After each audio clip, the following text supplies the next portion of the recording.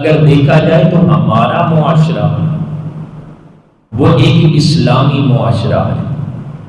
ہماری سوسائٹی مسلمانوں کی سوسائٹی ہے، لیکن ہم نے دیکھنا یہ ہے کہ جو دین اسلام کی تعلیمات ہیں، جو احکامات ہیں، ان احکامات کو، تعلیمات کو ہمارے معاشرے نے کس حد تک اختیار کیا ہے.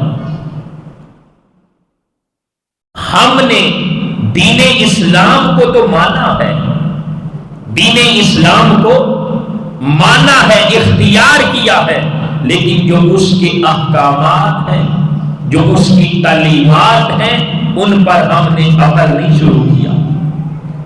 اگر ہمارے سارے معاملات انفرادی ہوں، اجتماعی ہوں، ہر طرح کے معاملات اگر دین اسلام کی تعلیمات کو ہم اپنائیں گے تو ہمارا معاشرہ تب بھی سدھرے گا. ورنہ برائے نام کا تو ہمارا معاشرہ ہے اسلامی معاشرہ.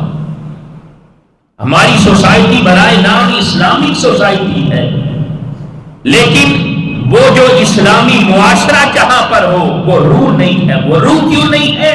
اس لیے کہ دین اسلام کی جو تعلیمات، احکامات ہیں، ان پر عمل نہیں ہے. معاشرے کے اندر اگر دیکھا جائے تو کون سا گناہ ہے جو ہمارے معاشرے میں نہیں ہے؟ کون سی برائی ہے جو ہمارے اس معاشرے میں نہیں ہے؟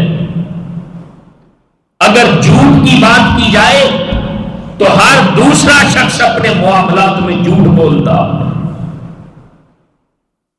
اگر چوری ڈکیتی کی بات کی جائے تو وہ نیوز کو دیکھ لیں، اخبارات کو دیکھ لیں، ہمارے علاقائی سطح تک کس قدر چوری اور ڈکیتی کی واردات ہوتی ہے یہ برائی اور گناہ.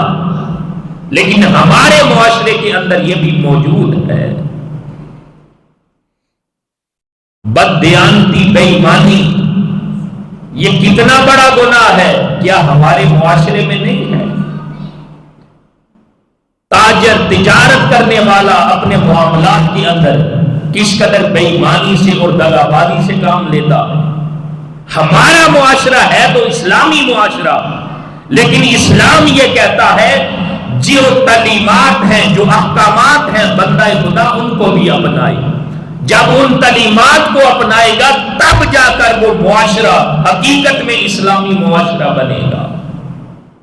جب اسلام ہر طرح کی برائیوں سے، گناہوں سے بچنے کی تعلیم دیتا ہے، تعلیم تو موجود ہے، دین تو ہے، لیکن اس کی تعلیمات پر عمل نہیں ہے.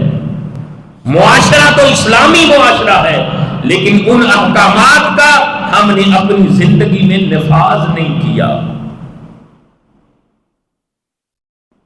اور ہمارے معاشرے میں اگر دیکھیں تو کون سی برائی ہے جو نہیں ہے؟ شراب اسلامی معاشرے کے اندر یہ حرام ہے، لیکن کیا شراب نہیں پی جاتی؟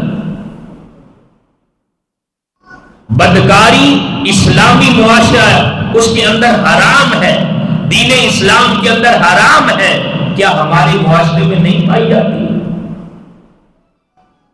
اگر دیکھا جائے تو کوئی برائی، کوئی گناہ ایسا نظر نہیں آتا جو ہمارے معاشرے میں نہ ہو.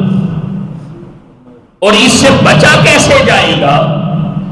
اس سے ہم اپنے آپ کو بچا کیسے سکتے ہیں؟ جب ہم دل و جان سے دین اسلام کی تعلیمات کو اپنائیں گے، جب ہم دل و جان سے اسلامی احکامات کو قبول کر کے ان پر عمل کرنے والے بنیں گے. تو دوستان محترم، اللہ رب العزت نے یہی فرمایا کہ ان الدین عند اللہ الاسلام، بے شک اللہ کے نزدیک جو سب سے زیادہ پسندیدہ دین ہے وہ اسلام ہے. اس لیے کہ انسان کے ظاہر کو بھی اسلام پاک کرتا ہے، انسان کے باطن کو بھی یہ جو دین اسلام ہے یہ پاک کرتا ہے. انسان کو ہر طرح کی گناہوں کی بیماریوں سے بھی یہ دین اسلام بچاتا ہے. اور جس معاشرے کے اندر دین اسلام کی تعلیمات ہوں، رائج ہوں، لوگ ان پر عامل ہوں، تو وہ معاشرہ اور سوسائٹی ایک پاکیزہ معاشرہ ہے، اور اس معاشرے میں بسنے والے لوگ ہیں جنہوں نے دین اسلام کے احکامات کو اپنا لیا ہے، اللہ کے محبوب کی طرف سے جنت کی ضمانت ان پاکیزہ اور صاف ستھرے لوگوں کے لیے ہے۔ تو دوستان محترم، اللہ کا تو پسندیدہ دین ہے، وہ اسلام ہے، تو اگر ہم نے خود کو پاک کرنا ہے تو دل و جان سے دین اسلام کی تعلیمات کو، احکامات کو قبول کرنا، ورنہ برائے نام ہمارا معاشرہ اسلامی معاشرہ ہے، برائے نام ہماری جو سوسائٹی ہے وہ اسلامک سوسائٹی ہے، لیکن اس وقت تک حقیقت میں یہ اسلامی معاشرہ نہیں بن سکتا جب تک دین اسلام کی تعلیمات پر عمل نہیں کیا جائے گا۔